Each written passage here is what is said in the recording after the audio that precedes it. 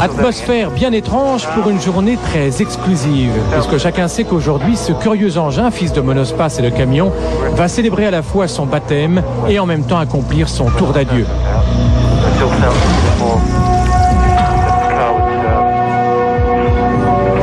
D'abord, curiosité sur le stand Renault l'an dernier au Mondial, l'idée viendra ensuite de faire rouler ce prototype dont la durée de vie finalement sera aussi brève que celle d'un éphémère.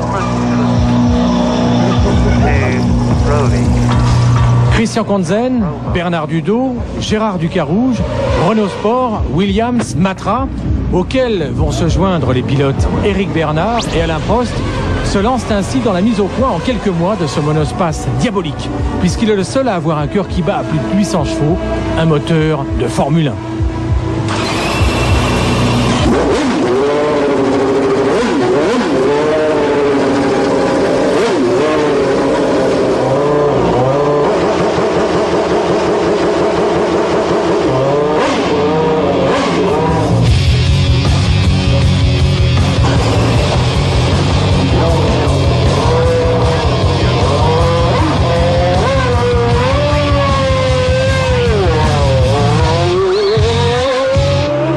Le volant est camionnesque, la boîte de vitesse semi-automatique 6 vitesses serait digne, s'il y en avait une, d'un avion de chasse. Au freinage, sous l'effet des énormes disques carbone, l'espace est fin et presque scotché sur place.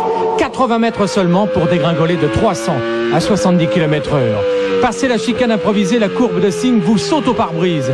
Les F1 la prenaient quasiment à fond. Mais là, il faut toute la science d'un Prost pour faire passer l'espace sur ces 4 roues. En fait, le centre de gravité est tellement haut perché, les roues de 18 pouces tellement rivées au bitume, qu'on sent que dans les mêmes circonstances, pauvre conducteur, on serait sur 2 roues, voire carrément sur le toit.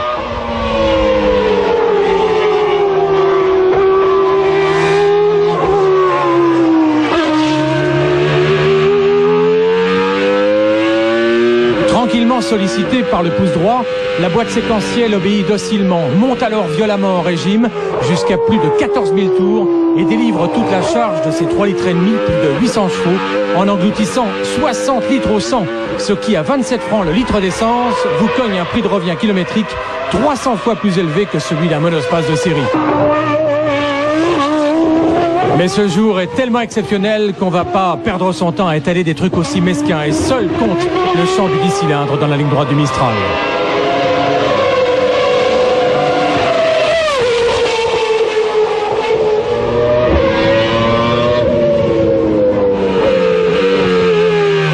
Moi j'avais toujours eu l'idée dans le passé d'amener les journalistes, surtout ceux que j'aimais pas,